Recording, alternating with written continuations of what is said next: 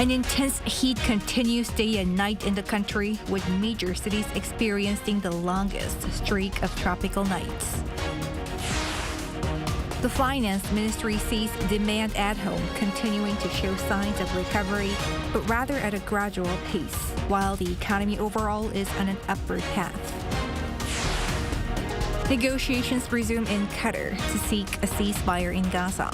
Gaza's health ministry, meanwhile, says 40,000 people there have been killed since October 7. It's August 16th, 6 p.m. in Seoul. This is Newscenter. Thank you for joining us. I'm Yoon Sang-im.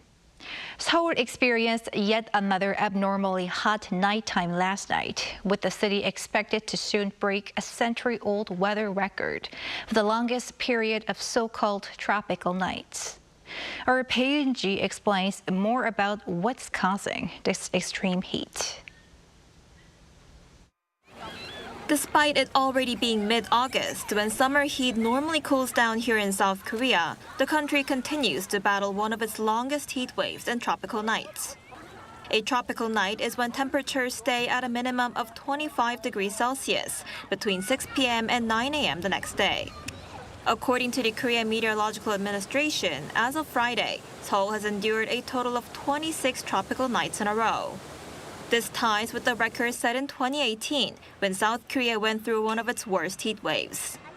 As the minimum temperature in Seoul is expected to remain above 25 degrees Celsius throughout this week and until next week, the record is likely to be broken, setting the longest record in more than 100 years, since records began in 1907. The Korea Meteorological Administration says the two large high pressures located over the Korean peninsula have been the main cause of the tropical nights. If you look at the recent distribution of atmospheric pressure around South Korea, the North Pacific high pressure is located in the mid to lower layers of the atmosphere, while the Tibetan high pressure is in the upper layers. This results in intense solar radiation during the day and an additional warm and humid air at night, leading to heat waves and tropical nights. South Korea's southeastern port city of Busan already surpassed its longest ever streak of tropical nights, after experiencing 22 days of such nights on Friday.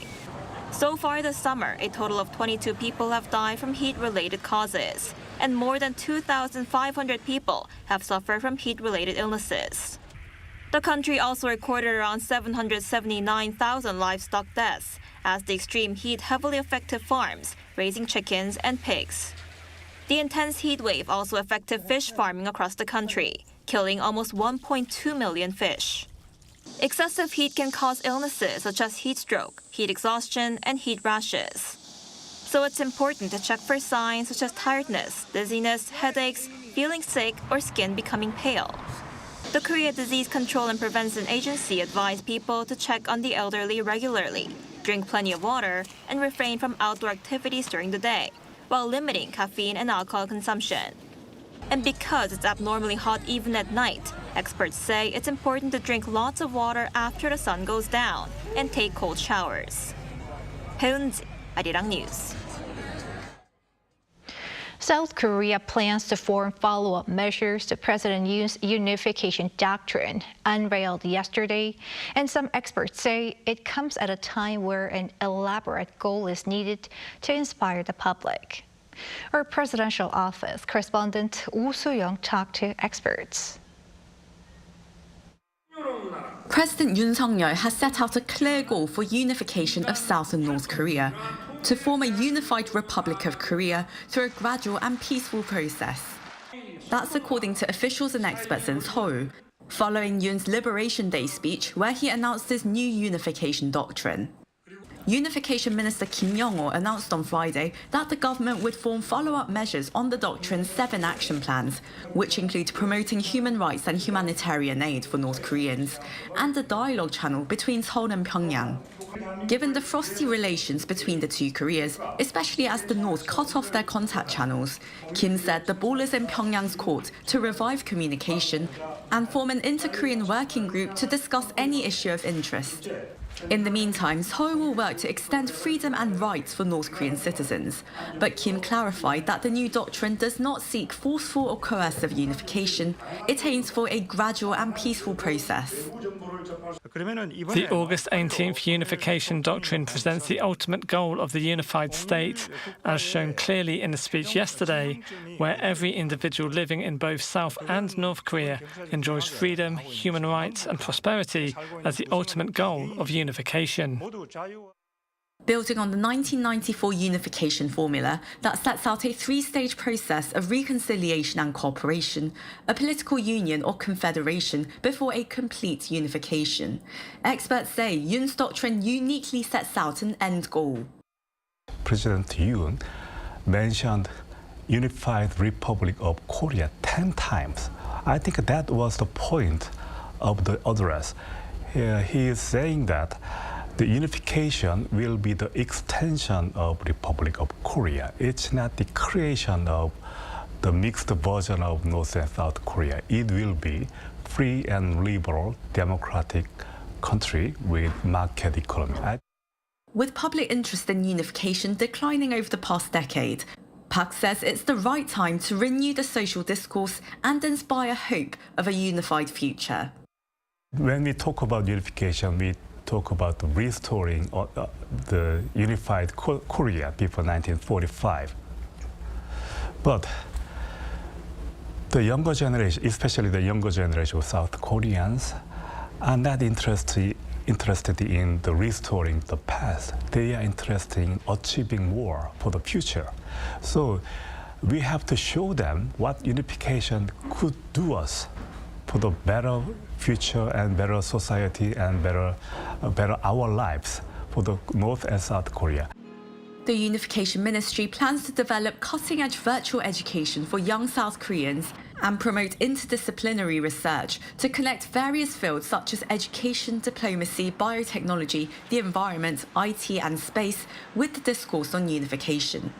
The minister said he will launch and chair the Inter-Korean Relations Development Committee in order to formulate follow-up measures to the August 15th doctrine. Seoul, Arirang News. President Yoon Sang-il has officially appointed Yoo Sang-im, a materials engineering professor at Seoul National University, as the new Minister of Science and ICT. On Friday, the top office announced it pushed his appointment through despite the National Assembly's failure to agree on a hearing report. Yoo, who's known to be one of the nation's most knowledgeable experts in superconductors, was nominated last month. Following his nomination hearings, the opposition-led National Assembly could not agree on the nomination and opted not to produce a report on the hearings. However, a ministerial nomination only needs hearings and does not need an approval from the parliament. In other news, demand at home here in Korea continues to show signs of recovery, but rather at a slower pace. Our Moon Hae-ryun has the details. Seoul's finance ministry has maintained that the country's domestic demand is continuing its recovery momentum for the fourth month in a row. That's according to its latest Economic Green Book, a monthly assessment report released on Friday. However, there was a difference in the wording for this month's report, which described the recovery of domestic demand as gradual rather than simply showing signs of recovery like last month's report. The ministry's positive take on domestic demand was at odds with the outlook from the Korea Development Institute earlier this month, which lowered the country's economic growth forecast by a percentage point to 2.5%, citing weak domestic demand as a reason behind this decision. In June, retail sales, a key gauge of private spending and domestic demand, rose 1% compared to May. But when compared with the same month the year before, it was down by nearly 4%. Facility investment also saw an on-month gain but an on-year decline. The government said the reasons for its optimistic report were the nation's booming exports and an improvement in consumer sentiment. July saw export growth of 13.9% compared to the same month the year before on the back of a recovery in South Korea's tech industry. Outbound shipments of chips increased by 50% on year, while exports of wireless communication devices and computers jumped by 54% and 62% respectively. Exports performed well generally, with 11 out of the country's 15 key export sectors seeing a rise. With the semiconductor boom, South Korea's trade balance in June posted its largest surplus in nearly 7 years, with the goods account marking 15 months of continuous growth. Consumer sentiment in July also showed an improvement, with the Consumer Sentiment Index rising nearly 3 points compared to June. The CSI reached 103.6 points, which is the highest recorded since April 2020. We are perceiving this as a positive sign for consumer sentiment. The year-on-year increase for consumer prices recorded in July was in the 2% range at 2.6%, with prices of vegetables affected by heavy rain, as well as high global crude oil prices driving prices up. The Finance Ministry said it would work to stabilize people's livelihoods in the second half of the year and reinforce domestic demand. Moon Hae-ryun, Arirang News. Over in the U.S., major stock indices edged higher on Thursday after strong consumer and retail data boosted investor confidence. The Dow Jones closed up 1.39% and the S&P 500 rose more than 1.6%. The tech-heavy Nasdaq also surged over 2.3%. The Consumer Price Index released by the Labor Department the day before showed that prices rose 2.9% compared to the previous year in July, the lowest since March 2021. And retail sales released on Thursday unexpectedly rose a solid 1% on month in July, helping ease recession concerns.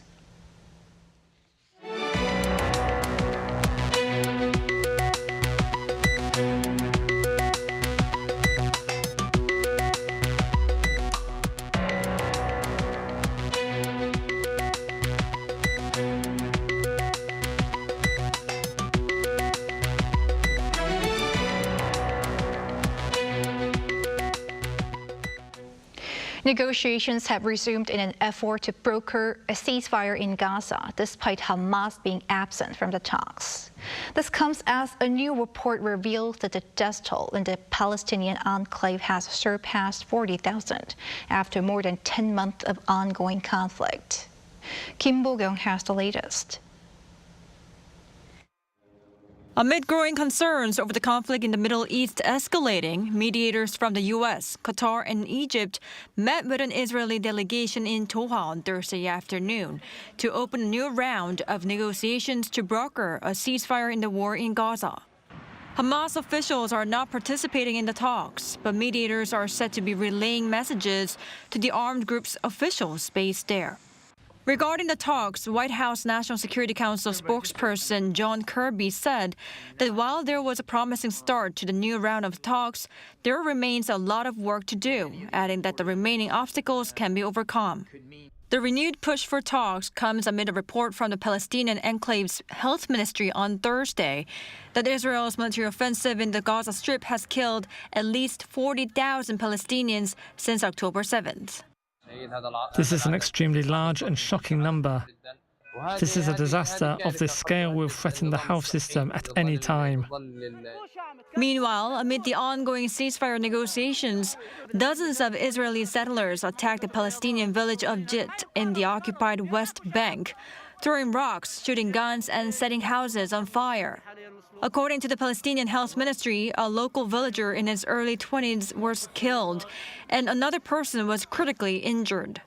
The Israeli military said police and army units arrested one Israeli and said it was examining reports about the death of the Palestinian. Regarding the incident, Israeli Prime Minister Benjamin Netanyahu issued a statement saying he viewed the attack with utmost severity and added those responsible for any offense would be apprehended and tried. The conflict between Israeli settlers and Palestinian locals has been continuing ever since Israel occupied the West Bank in 1967. Since the Gaza war started on October 7th last year, violence in the West Bank has surged. Kim Bo-kyung, Arirang News. South Korea has agreed to Indonesia's request to reduce its financial contribution to the joint KF-21 fighter jet development project. The Defense Acquisition Program Administration announced on Friday that the reduction was approved, lowering Indonesia's contribution to 600 billion Korean won, or approximately $440 million from the original 1.6 trillion won due by 2026. This decision follows concerns over Indonesia's ability to meet its financial commitments on time. The resulting shortfall will be covered jointly by the Korean government and Korea Aerospace Industries. Additionally, the transfer of technology to Jakarta will be limited to the 600 billion won range. Following the WHO declaring mpox a public health emergency, Sweden confirmed its first case of the new strain of the viral infection. It's the first case of this new strain outside Africa. Tongyeong has more.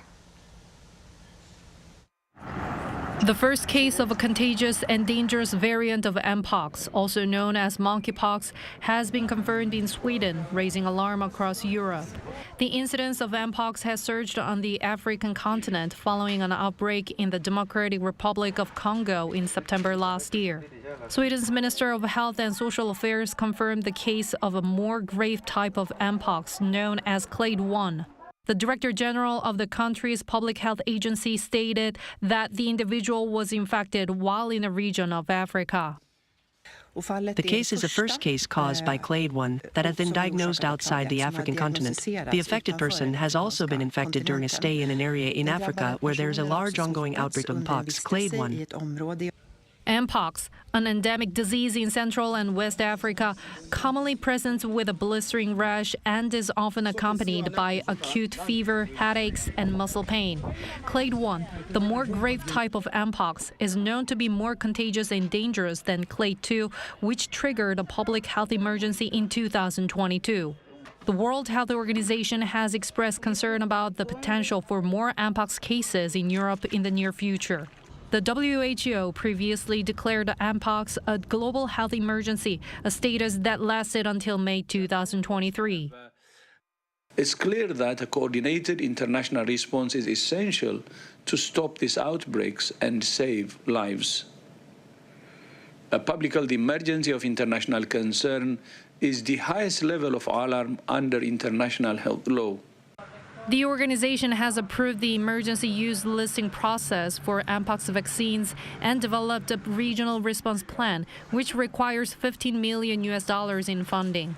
Of this, $1.5 million has been released from the WHO Contingency Fund for Emergencies, though this amount falls short of what is needed to effectively combat the disease. Tongyeong, Arirang News. Taiwan's east coast was hit by an earthquake of magnitude 6.3 on Friday morning with no immediate reports of casualties. Taiwan's weather agency reported that the earthquake struck 34 kilometers off the eastern city of Hualien. It warned of potential 5.5 magnitude tremors in the coming days. In April, the area was hit by the biggest earthquake to affect Taiwan in 25 years. More than 400 years ago, Korea saw an invasion from Japan known as the Imjin War. Key to stopping that invasion was Joseon's victory in a naval battle. Every year, a special event is taking place to honor this battle and the hero behind the victory. Our An Sung-jin headed south to learn more about the history of the battle. 1592. Japan's Hideyoshi regime invaded the Korean peninsula. It took just 20 days for Japan to capture the Joseon capital, Hanyang. But one battle changed the course of the war. That battle was won by Korea's greatest naval leader, Admiral Lee Sun-shin. The narrow waters below me is where Admiral Lee Sun-shin achieved his famous maritime victory using the islands and bays of Korea's southern coastline to his advantage. The Battle of Hansan Island was crucial in bringing back the momentum for Korea. And to honor this, every year, the south coast city of Tongyeong hosts the Hansan Battle Festival.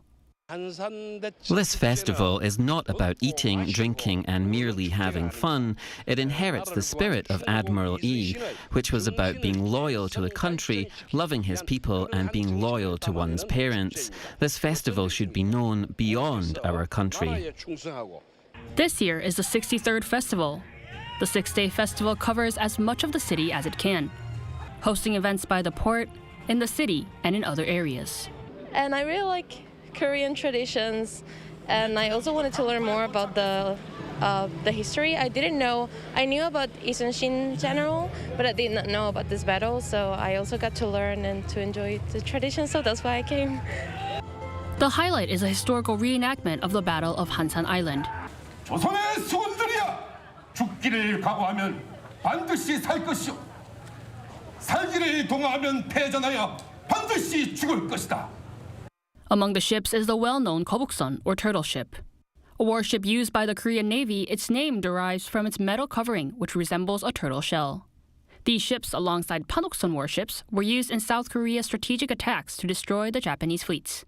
When the Japanese Navy arrived, Admiral Isun-shin ordered the Korean Navy to spread its ships into a crane wing shape known as hagikjin. Despite Korea having fewer ships, it destroyed many Japanese ships and cut off Japan's supply of food and weapons. The Joseon Naval Headquarters that Admiral Yi commanded was first established on Hansan-do Island and later on moved to Tongyeong. Tongyeong as a whole used to be the headquarters itself. There was no war as devastating as the Imjin War. We were able to win because Admiral Yi put his life out there. The war was on the sea, and we had both the Gobuksun and Panoksun warships. Saebyongwan Hall, which is the main building and the only building remaining after the annexation by Japan, literally translates to Hall of Washing Weapons, which showed hope that the war would end soon and peace would prosper. The city of Tongyeong is famous for its beautiful coastal surroundings. But what makes it really special is the culture and history, especially the great victory that became a foundation for Korea today. 안성진, Arirang News, Tongyeong.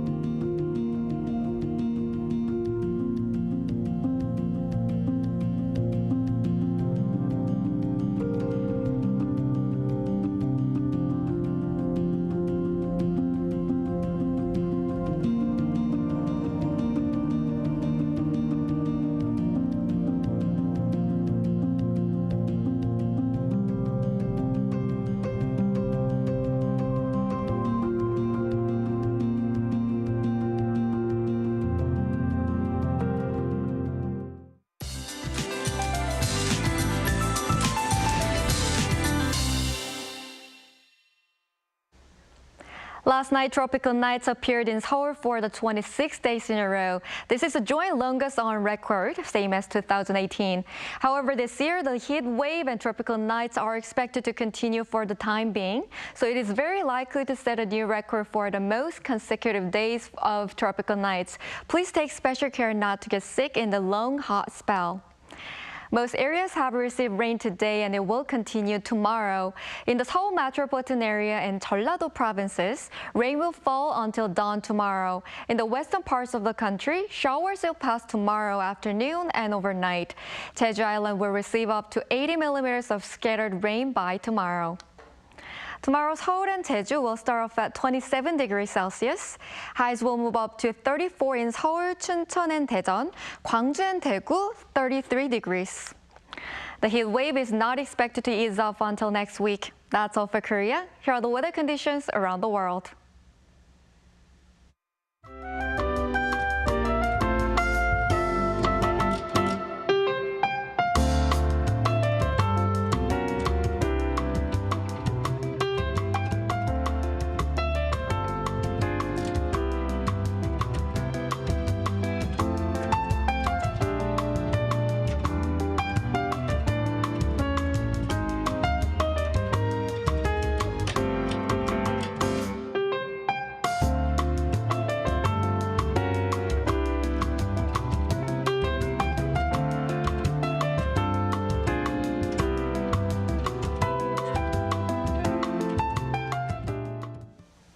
And that is Newscenter for tonight. Thank you for watching. A panel session coming up.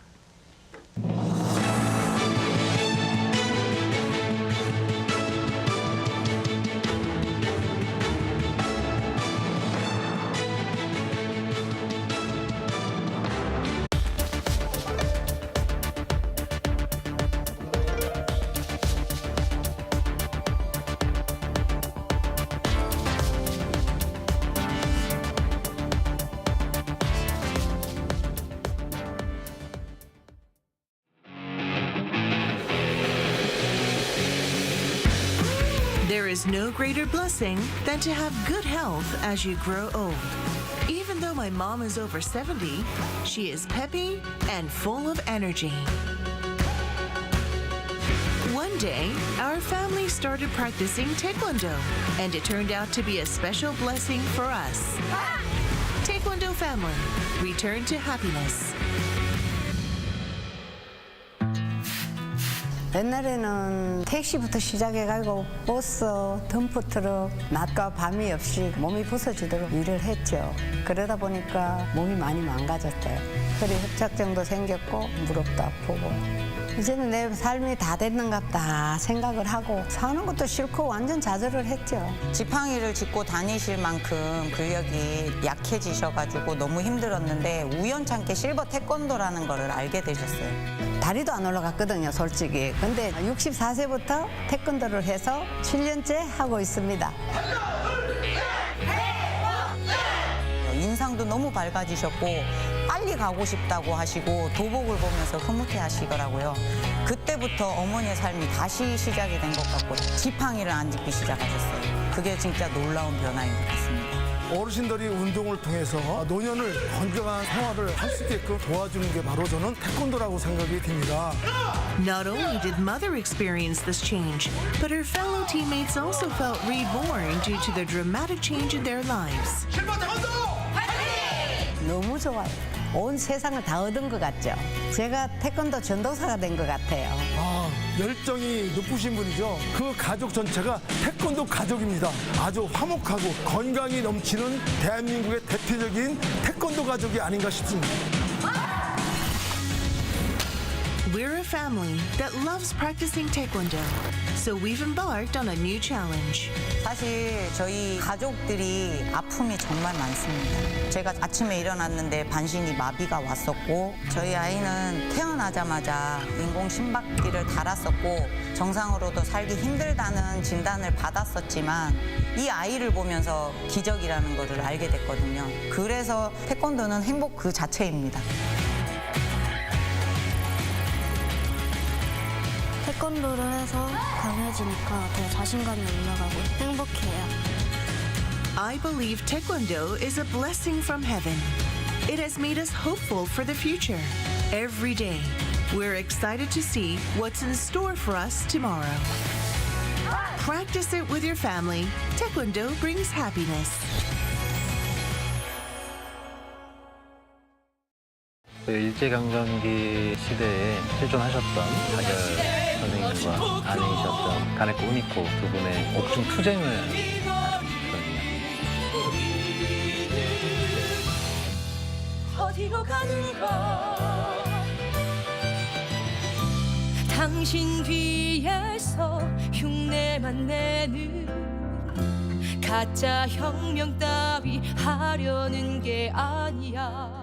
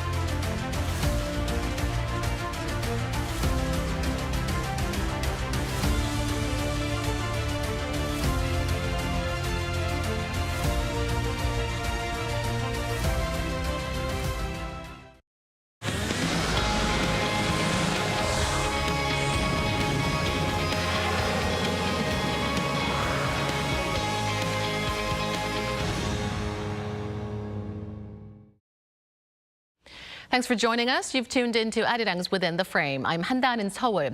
8 decades have passed since World War II came to an end in 1945.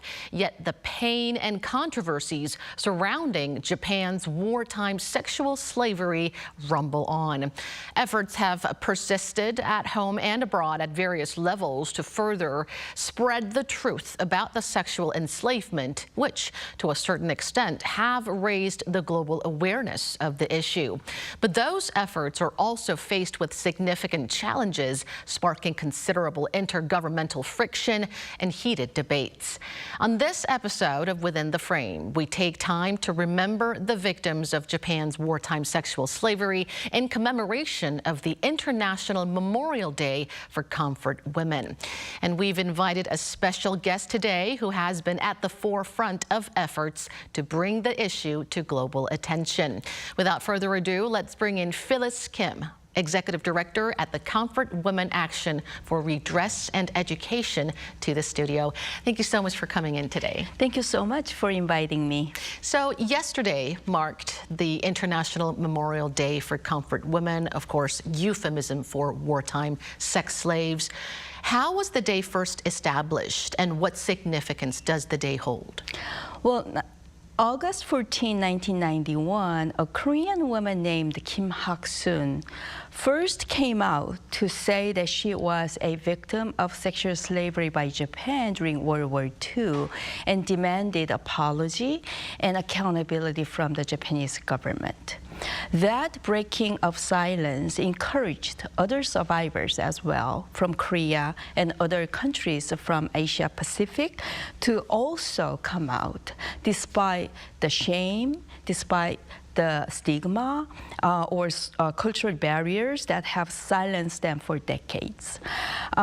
It was the first time in history that a victim of sexual violence during a military conflict actually demanded accountability from the perpetrator government.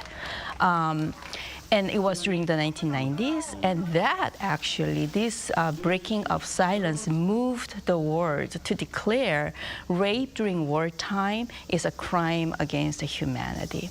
So in 2012, survivors and activists who work on this issue declared that August 14 will be the International Memorial Day for the Japanese military comfort women, and Korean government followed suit and declared and designated August 14 as the National Memorial Day. So, late Korean victim named Kim Hak-sun 할머니, she publicly testified for the very first time about the brutality of Japan's wartime sexual slavery, and that became the International Memorial Day. The day falls on the eve of Korea's National Liberation Day as well, so obviously the day holds immense significance, immense historical and humanitarian significance as well. And you've mentioned that her testimony brought the issue to global spotlight. And on that note, tell us about how the international community currently perceives the issue of sexual enslavement by the Japanese military during World War II. Well, thanks to the brave testimonies by Kim Hak-sun and other grandmas who followed her footsteps from Korea and other countries, now it is widely acknowledged in the international community that the comfort women atrocity was one of the most grave human rights violations for women in modern times. In 1996 and 1998, after these testimonies came out, there were 2 reports by the UN human rights special rapporteurs, and they defined the comfort women issue as an institutionalized military sexual slavery and a war crime. and they provided the recommendations to the Japanese government as to how to properly resolve the comfort women issue. And that includes a acknowledgement on the part of the Japanese government of the crime, official and direct apology to the victims, and full investigation, legal reparations, punishment of those responsible, and ongoing education to the Japanese next generation. Since then, these 6 recommendations became the standards by which the comfort women issue should be resolved. About 30 years later, the UN human rights bodies are still repeating the same recommendations to the Japanese government due to Japan's failure to follow them. Most recently, in 2022, UN's Human Rights Committee under the International Covenant on Civil and Political Rights concluded as follows, and I quote, "The state party has made no progress with regard to the committee's previous recommendations and continues to deny its obligation under the covenant to address the continuing violations of the victims' human rights. It also regrets the lack of criminal investigation and prosecution of perpetrators and the lack of effective remedies and full reparation of all victims of past human rights violations," end of quote. So in 2022, the UN still is saying that Japanese government has done nothing to properly resolve the comfort women issue. And remember, 22 is after the 2015 so-called Comfort Women Agreement between South Korea and Japan that was supposed to finally and irreversibly resolve the comfort women issue. But UN is still saying that the 2015 agreement even did not resolve the issue at all. In the United States, we go to history conferences, history teachers conferences every year to meet teachers, to provide educational materials and resources and build networks. There is a huge changes compared to 2007 when we first became involved in the comfort women issue, that now if we go to these conferences, we meet a lot more teachers who say that, oh, I know the comfort women issue, and we have teachers come up to us and tell us that, you know, I do teach this important history in my classroom. So there are many more teachers who are now teaching it in the U.S. classrooms. So the Japanese government has lobbied against every single campaigns we conducted, but we've been winning every single one of them, and I am confident that international community is with the grandmas. So it's great to hear that there's increased awareness about the issue on the global stage, and that we've made some progress in enhancing the global awareness. But it looks like Japan still has a lot more improvement to make and to answer to the calls from international community and from international organizations like the UN. Yes. A lot of efforts have been made by South Korean scholars and activists like yourself to increase the global awareness of the issue, and one of them is building peace statues in different parts of the world. Could you give us an overview of the statues erected so far? Well, I am based in the United States, and I am Korean American, so my activity and my organization's activities are based in the United States, and we're doing it as Americans.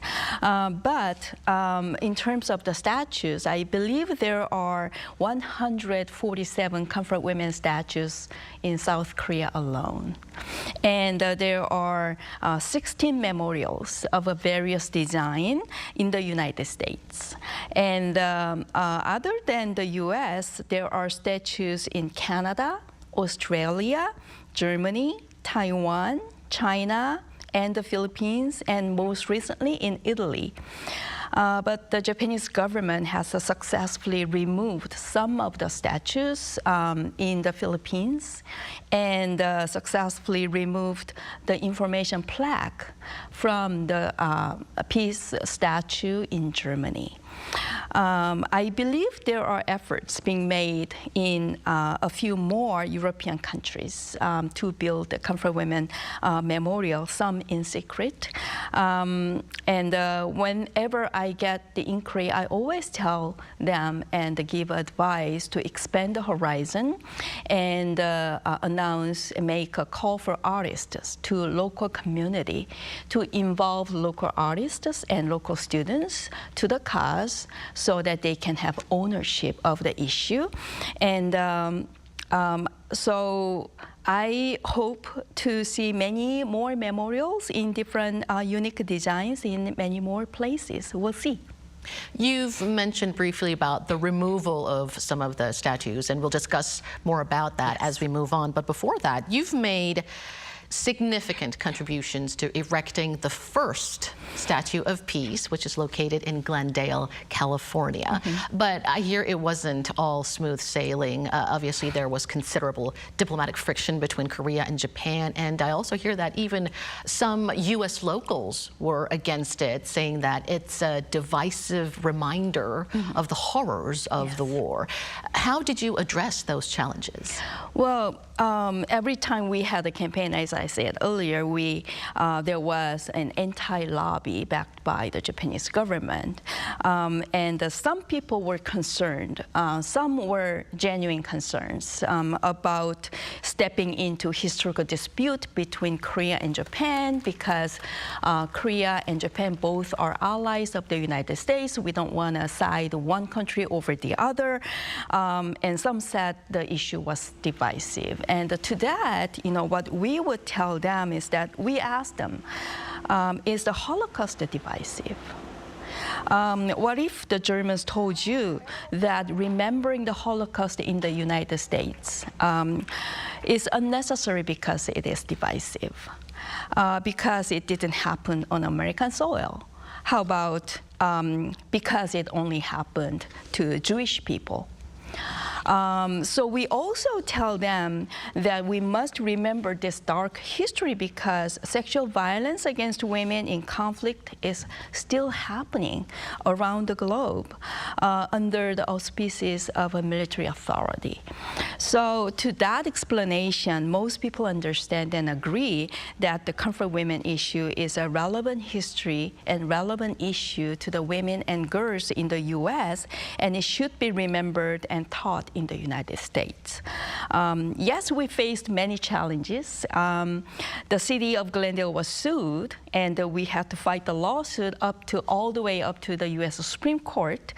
And the Japanese city of Osaka severed the sister city relationship with San Francisco when it learned that San Francisco decided to make the Comfort Women Memorial a city asset. Every Consul General of Japan in Los Angeles pressures the Glendale City Council members and demand the removal of the statue from Glendale. But the city of Glendale is very firm on the Comfort Women issue. Every year, Glendale celebrates July 30th, the unveiling date of the Peace Monument, by declaring and proclaiming the day as the Comfort Women Day. And we just celebrated the 13th Comfort Women Day in city of Glendale a few weeks ago. The mayor said that when she met with the Japanese Consul General, she told him that some history is not up for debate. Comfort Women history is not up for debate. So she said she's very proud to have the Peace Monument in Glendale, and the city council members of Glendale assure us time and again that Peace Monument will be safe in Glendale. Well, we brought the issue to Glendale, but Glendale embraced it as its own. But a Mitsubishi scholar named Mark Ramsire at Harvard Law School continues to conduct a revisionist campaign but his new book is being completely ignored by the American scholars and academia. So our best strategy for Japan's history revisionism is to tell the story and continue our efforts to educate the next generation about the comfort women issue. And I'm sure we're winning this fight again. I still remember the thrill when I first read news articles about the peace statue in Glendale. It was very inspiring, which makes it all the more special to meet you in person and hear those stories firsthand. Let's talk more about the peace statue movement in the U.S. I understand that it played quite a big role in enhancing political influence, if you will, of Korean communities there. Yes. Tell us more about this. Yes. It all started with the House Resolution 121 campaign in 2007, actually. So to go back to 2007, the Korean American community played a crucial role in passing the House Resolution 121, which is dubbed as the Comfort Women Resolution, by organizing a grassroots movement across the United States. After the resolution passed, the Korean American community once again came together to build Comfort Women memorials in different cities in the United States. Not just a Statue of Peace, but various forms of memorials chosen by the local supporters. So building a memorial in a public and prominent location requires grassroots lobbying, raising the issue to the political leaders in a way that they can take it on as their own, and showing there are broad support from all sectors of the community, including the Japanese American community, and showing there are the issue is relevant to current situation relating to girls and women. So doing this work, the Korean community grew so much in terms of political capacity and influence, and learned that if we raise an issue that has relevance to the entire community, and if we go for a right direction, such as the human rights, our voices will be heard. That is the lesson we learned. And some of the groups that were involved in the Comfort Women campaign turned into a grassroots organizations for political empowerment for the Korean American communities. And they are now providing opportunities for the younger generations to get involved. We hear that some peace statues built abroad are on the verge of being torn down, though the bronze girl in Berlin is one example. Yes. Why are some local authorities pushing to remove them, and what's being done to preserve the statues? The Japanese government has a huge war chest, and is investing a considerable amount of money in developing the logic for history revisionism that it is pushing. So I think it's important for us to investigate what persuaded the mayor of Berlin to decide to remove the statue. And we need to know that in order to develop a counter-argument for the local people to use. One irony actually is the more efforts Japan makes to undo the statue, actually it brings more attention and interest from the community and the media and awareness of the issue. That's exactly what happened in Glendale when it was sued, and in San Francisco when the Osaka severed the sister city relationship. So it also exposes Japan's ill intent to erase the history and whitewash the history, and works counter to their goal of sweeping this issue under the rug. So those of us who want to raise awareness actually welcome this kind of dispute, because more people in Berlin will now become interested in this issue and will start looking into what this is all about, and they will learn the true history in the process and will be more become aware of the comfort women issue. So we should all applaud and support the efforts by the citizens of the Berlin and who are fighting the Japanese government to keep the statue in Berlin. You've previously mentioned that although revealing the truth about Japan's wartime sexual enslavement is important, we need to refrain from indiscreetly erecting the peace statues. Could you elaborate on this? Actually, when I came to Korea, I found it surprising to learn that so many Korean people thought all statues of peace in foreign countries were built by a Korean organization, Korean Council, Tongyeong. That's not true at all, actually. You know, it may be true for some of the statues or the private memorials, but never the ones on public property, at least in the United States, such as the ones in Glendale, California, Georgia, or San Francisco. The statues have the symbolism of the public nature and legitimacy when it is built on public and prominent space with the support from the local government and the local community. So that's what we're looking for. Achieving that, of course, it's not easy. You know, it takes a long and consistent effort and well-designed strategy.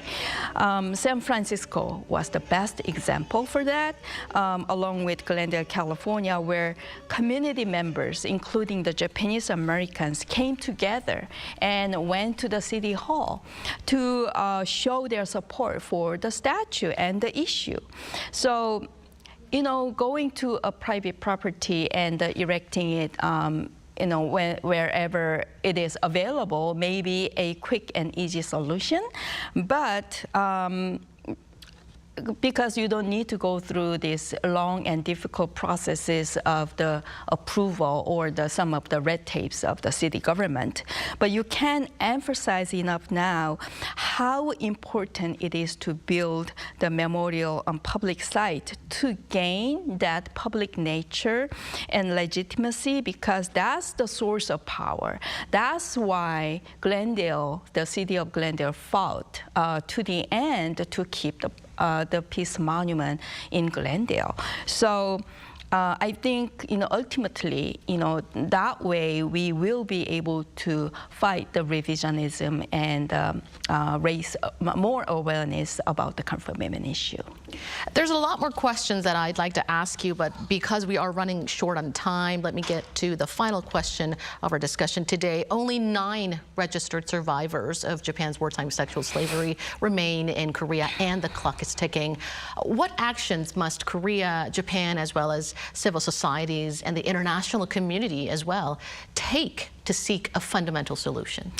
Well, first of all, it is essential that we take care of the surviving grandmas so that they survive for as long as possible, and giving them the respect they deserve for you know, their efforts to raise awareness and hold the criminals accountable.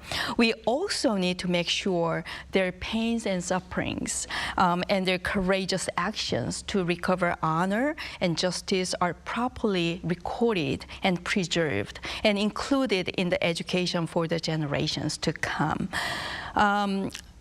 Incidentally, the House of Sharing is at the crossroads now, since all the grandmas there had moved to a medical facility due to health problems. House of Sharing is an important legacy and a place of education that needs to be preserved, and I hope the Korean government will take actions to preserve it. So frankly, these days, the global dynamics is not favorable for human rights or holding countries like Japan accountable for crimes against humanity like the comfort women issue due to increased tensions between the US and China, wars between Russia and Ukraine, and Israel and Palestine. And recent collaboration, for example, between between the governments of Japan and Korea is a direct result of such a shift in the global dynamics. However, we must not forget that the history of mankind is one that inches towards a better world. So to quote Dr. Martin Luther King, the moral arc of history is long, but it bends towards justice. So in order for it to bend towards justice, we must continue to educate and raise awareness about what happened to our grandmas. All right, we'll conclude our discussion there, but our fight must go on. Fight for the justice and fight for victims will go on. Thank you so much, Phyllis, for taking time to share your special stories with us today. Thank you so much for your program. And that brings us to the end of the show. Thank you for watching, and we'll be back with more same time next week. Have a great weekend.